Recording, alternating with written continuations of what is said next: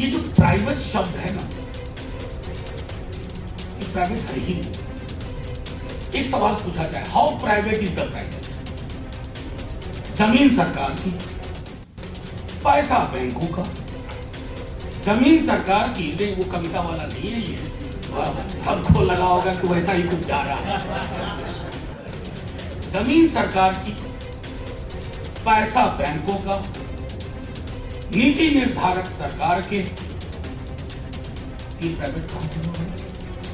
Tax holiday सरकार का, देखते जाइए, tax holiday for a long period, इसमें प्राइवेट कहां से? असल में श्रम और पूंजी की लड़ाई में ना, इतिहास गवाह है कि पूंजी जीत जाती है, श्रम हार जाता है। और वो भी श्रम अगर अनुसूचित जाति, जनजाति और अत्यंत पिछड़े वर्ग का हो तो उसकी हार नियति की तरह सुनिश्चित है। धर्मेंद्र प्रधान जी से संसद में पूछा कि ये जो प्राइवेट फॉरेन यूनिवर्सिटीज आ रही इसमें आरक्षण होगा कि नहीं, उन्होंने कहा कि वो तो अपने कायदे से चलेंगी और ऐसा नहीं होगा वैसा नहीं होगा। मुझी से कह दिया कि आपको अपना चश्मा बदलने की, मतलब आपने गुनाह किया ये सवाल पूछ। मैंने अकेले पूछा तो गुनाहगार था, अगर करोड़ों लोग ये सवाल पूछेंगे ये गुनाह नहीं है, नमो बुद्धाय की तरह गूंजे। बहुजन क्रांति और बहुजन नायकों को समर्पित दलित दस्तक का 2024 का शानदार बहुजन कैलेंडर आ चुका है। कैलेंडर छोटे और बड़े दोनों साइजों में उपलब्ध है। बुकिंग के लिए दिए गए नंबर पर व्हाट्सएप करें या ईमेल करें। थोक में ऑर्डर करने पर मिलेगी आकर्षक छूट। शुक्रिया बहुत बहुत आप सबों का, Rahul, for this organisation and calling me here. मेरा आपसे एक सवाल है, you want me to speak in English और हिंदी? ठीक, तो हिंदी थोड़ी, हिंदी बोलेंगे तो यहाँ बैठे इधर लाखों लोग, मैं वही कह रहा हूँ कि हिंदी जो होगी वो थोड़ी हिंदुस्तानी टाइप होगी, क्योंकि हिंदुस्तान ही आजकल गुम हो रहा है। तो मैं दो चार बातें जो कहूँगा, हिंदुस्तान तो गुम होना चाहिए, भारत को जिंदा। हाँ, भारत मतलब एक ही, मैं क्योंकि एक महत्वपूर्ण चीज है जो मैं एक दो फोरम पर मैंने पहले भी कहा है और आज के आपके समक्ष भी रखूंगा। शायद आप में से कुछ लोग वाकिफ भी हों इस घटना से, लेकिन इस घटना से शुरुआत करने के पीछे मेरी मंशा बहुत स्पष्ट है। सतारा के स्कूल में बाबा साहब भीमराव अंबेडकर, बहुत कम लोगों को पता है कि वो मैथमेटिक्स में बहुत शार्प थे, बहुत शार्प। तो पीछे क्लास में थे, पीछे ही रहना था उनको, जो हिरार्की तब थी वो कमोबेश आज भी है। तो टीचर ने बुलाया कि भीम आओ इस सवाल को सॉल्व करो ब्लैक बोर्ड पे। तो पीछे से ज्यों ही चलने को शुरू हुए तो जितने अपर कास्ट के बच्चे थे वो भागते हुए पहले आए ब्लैक बोर्ड के पास, क्योंकि ब्लैक बोर्ड के पीछे उनके टिफिन बॉक्सेस थे और उनको लगा अगर भीम ब्लैक बोर्ड पे वो सवाल हल करेगा तो टिफिन बॉक्स उनके पोल्यूट हो जाएंगे, प्रदूषित हो जाएंगे, खाने लायक नहीं रहेंगे।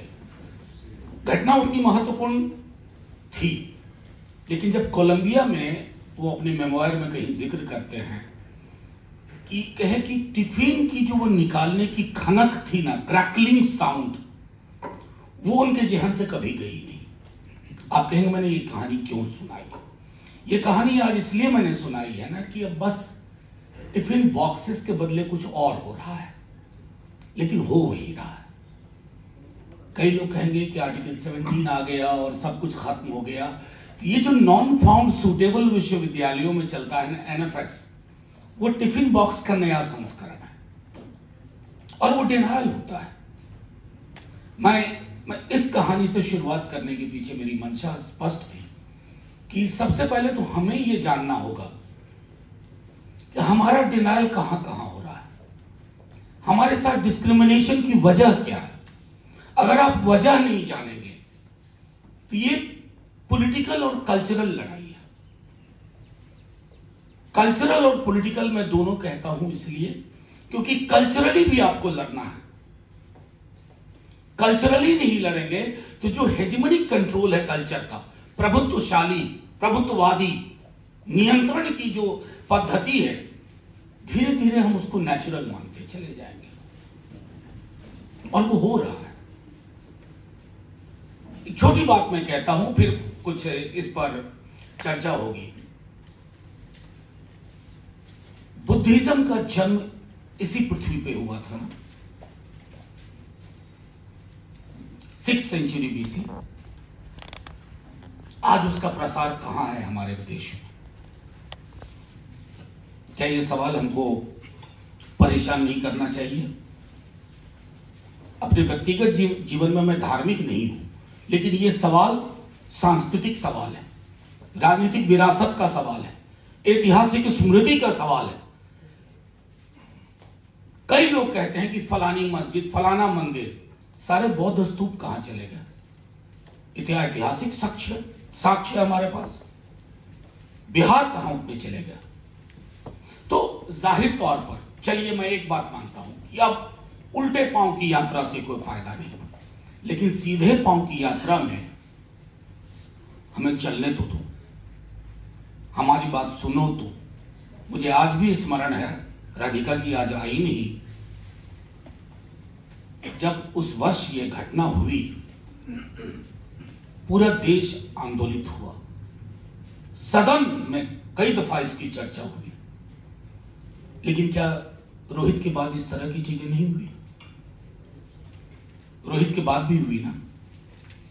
वो इसलिए हुई कि हमने अभी तक इसको एक जो उपकरण के रूप में लेते हुए एक ताकत जो दिखानी चाहिए थी वो नहीं दिखा पाए। और मैं अभी पिछले दिनों भी हम लोग थे, रायन भाई, हम लोग एक साथ दिल्ली यूनिवर्सिटी के मसले पे एक साथ थे। ये जिस सरकार या जिन सरकारों से आप लड़ते हैं, ये लड़ाई संसदीय तरीके से सिर्फ नहीं लड़ी जा सकती। सड़क पर अगर बवाल नहीं होगा, उफान नहीं होगा, आप सड़क पर नहीं होंगे तो संसद भी आपकी नहीं होगी, सरकार तो कभी आपकी नहीं होगी। फिर हम एक बार चुनाव के बाद बैठ करके सोचेंगे अच्छा अब अगली बार फिर देखते हैं, ऐसा होता नहीं है। वो लड़ाई कंटिन्यूअस लड़ाई है। मैं लोहिया जी को लाऊंगा ये कहने के लिए, वो बहुत कमजोर था विपक्ष 60 के दौर में, लेकिन विपक्ष जिंदा रहा क्योंकि सड़कें खामोश नहीं हुई। आज सड़कें खामोश हो रही हैं और खामोश सड़कें सत्ता को सूट करती हैं। अब रायन भाई ने बहुत सारी चीजें कही, चलिए कुछ कुछ चीजों को देखते हैं। आप सबने ऑक्सफैम रिपोर्ट के बारे में पढ़ा होगा, इनकम इनइक्वालिटी। आंकड़ों में मत देखिए, अपने आस पड़ोस देखिए। आंकड़े थोड़े दूर दिखते हैं कि 10% लोगों के पास देश की सारी संपत्ति है, ऐसे नहीं देखिए। देखिए कि उसके पीछे जिंदा लोग कौन है, किनके पास सब कुछ है और किनके पास कुछ भी नहीं है। अभी बिहार में जातिगत सर्वेक्षण हुआ एक, जब सर्वेक्षण में सिर्फ नंबर आए तो लोगों को कुछ समझ में नहीं आया।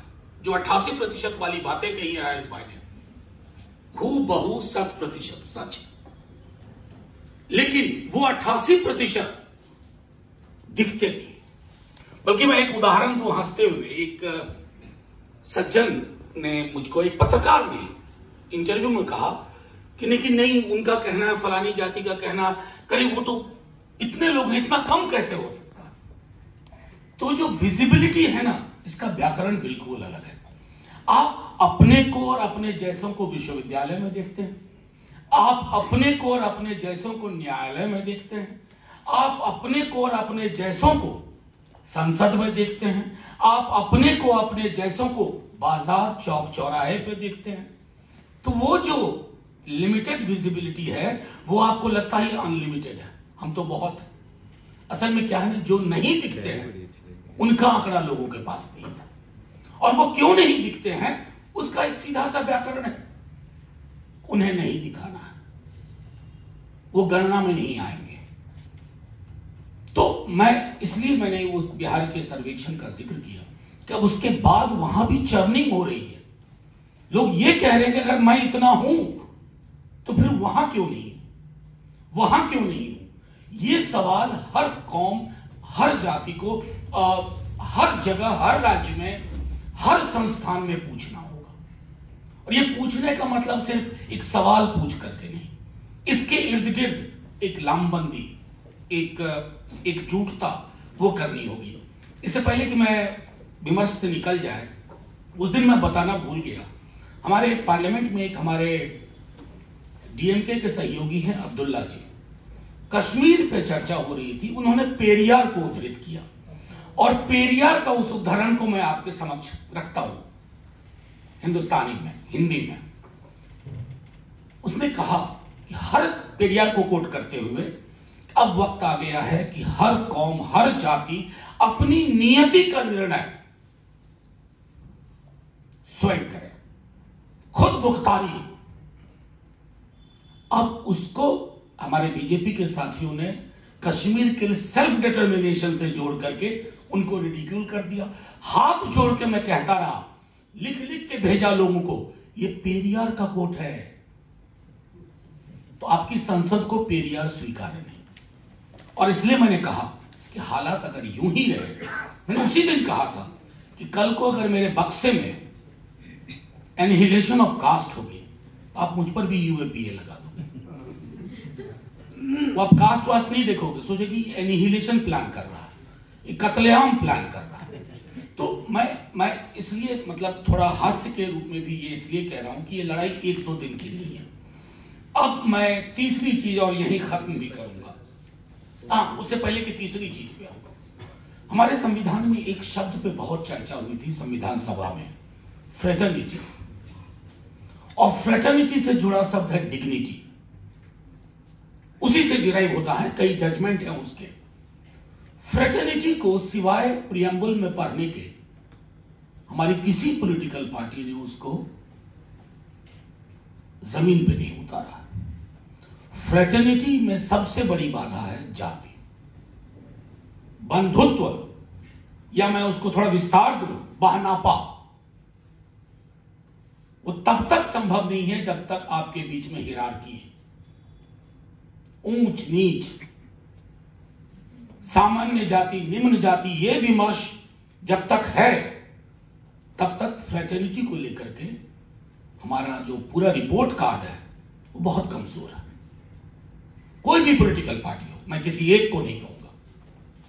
फ्रेटर्निटी को नीचे उतारने के लिए क्या करना होगा? जातिगत विषमता को एकेडमिक नजर से नहीं देखना है, सिर्फ एक तेवर के साथ, एक पॉलिटिकल इंस्ट्रूमेंट के रूप में। जब तक हम उसको नहीं देखेंगे, फ्रेटर्निटी की संकल्पना प्रियम्बल से निकल करके हमारी जमीन पे नहीं उतरेगी। और यह सामूहिक चिंता का विषय होना चाहिए, क्योंकि इससे डिग्निटी निर्धारित होती है। हमारे समाज में डिग्निटी को लेकर के भी, मतलब आप देख लें, कई ऐसे पेशे हैं उसमें पहले से तय है कौन जाएगा, और उसमें हुई मौतों, उस पेशे से हुई मौतों पर सिवाय चंद मुआवजे के और अखबार का एक छोटा सा कॉलम, टेलीविजन का एक स्क्रोल नीचे, उसके अलावा कुछ हासिल नहीं। तो ये मैं फ्रेटर्निटी और डिग्निटी की बात कर रहा हूं, और रायन भाई ने लगभग सब कह दिया। मैं बस एक चीज कहूंगा, ये जो प्राइवेट शब्द है ना, ये प्राइवेट है ही नहीं। एक सवाल पूछा जाए, how private is the private? जमीन सरकार की, पैसा बैंकों का।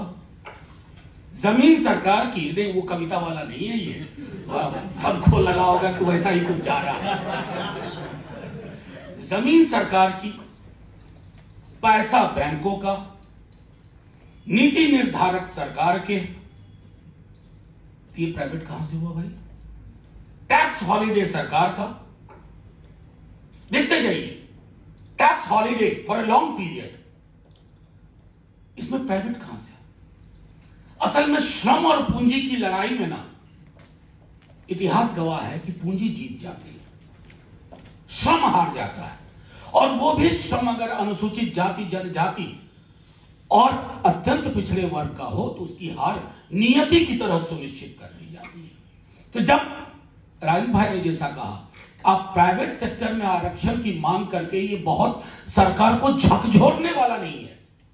सरकार को बताना है कि तुम जिंदा नहीं हो, जिंदा होने का एहसास कराना है। क्योंकि प्राइवेट नाम की 10,000 करोड़ का कर्ज हो गया इस प्राइवेट पे, वो व्यक्ति भाग गया, सरकार लोन माफ कर देती है। उसके लिए शब्द बड़ा बढ़िया, आपको, आप में से कईयों को पता होगा, इसको हेयर कट कहते हैं। फाइनेंस उनके टर्म में इसको हेयर कट कहते हैं। एक दिन मैंने अपने वित्त मंत्री साहिबा से कहा कि हेयर कट मत कहिए, तो गंजा किए जा रही है ये हेयर कट नहीं है, टॉन्सरिंग है पूरा का पूरा। तो ये मिथक नहीं है। पब्लिक एम्प्लॉयमेंट के संदर्भ में आर्टिकल 15 और आर्टिकल 16 बना था। Equality before law, equality of opportunity, उसके बाद सब क्लॉज 4, सब क्लॉज 4। अब तो पब्लिक एम्प्लॉयमेंट को आपने अलविदा कह दिया, खुदा हाफिज कह दिया, है ही नहीं। तो अगर नहीं है तो पब्लिक के नाम पर, पब्लिक के मनी से जो चीजें खड़ी हो रही हैं उसमें हमारा हक चाहिए। लेकिन इसके लिए मैं समझता हूं कि इस कारवां को बाहर ले जाना होगा। क्योंकि मैंने अभी हाल में ही धर्मेंद्र प्रधान जी से संसद में पूछा कि ये जो प्राइवेट फॉरेन यूनिवर्सिटीज आ रही हैं इसमें आरक्षण होगा कि नहीं। तो उन्होंने कहा कि वो तो अपने कायदे से चलेंगी और ऐसा नहीं होगा, वैसा नहीं होगा। और मुझी से कह दिया कि आपको अपना चश्मा बदलने की जरूरत है। मतलब आपने एक गुनाह किया ये सवाल पूछ करके।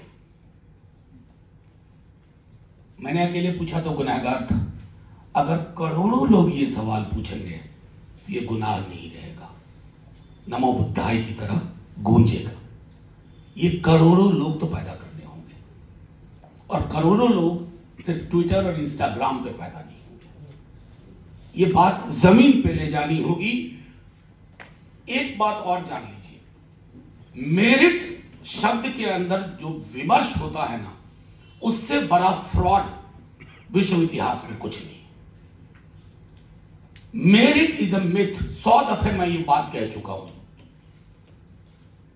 हमारे बीच में कई लोग होंगे जिनके घरों में किताबें बहुत हैं, उनके घर के बच्चे गिरते पड़ते भी किताब ही पकड़ेंगे। किताब पकड़ेंगे तो 2 सफा खोलेंगे भी। लेकिन हमारे बीच में ही ऐसे भी लोग हैं जिनके घर 3 जनरेशन से कोई किताब नहीं है, कोई अखबार नहीं है। ये अनइक्वल की लड़ाई है, और ये इनइक्वालिटी हजारों साल के कल्चरल रिलीजियस मैंडेट पे है। उस मैंडेट को तोड़ना होगा, और मेरिट के लिए बार बार कहना होगा कि मेरिट संसाधनों का है, मेरिट आपकी संपत्ति का है, मेरिट आपकी संगति का है, मेरिट आपके परिवार का है, मेरिट आपके पड़ोस का है। मेरिट नाम की कोई चीज नहीं है। मेरिट नाम की चीज होती तो कहते कि बच्चे के जन्म के साथ ही डॉक्टर कहता बड़ा मेरिटोरियस पैदा हुआ है, क्योंकि उसमें कोई यंत्र पता देता कि बुक बुक बुक बुक क्या यार मेरिट वाला ही है। ऐसा नहीं होता है। संसाधन आपको मेरिटोरियस बनाता है। उतने संसाधन, उस तरह की चीज, सुविधाएं अगर अन्य लोगों को होंगी तो वो भी बेहतर होगा। I won't take much of your time. Thank you so much. जय भीम, जय हिंद।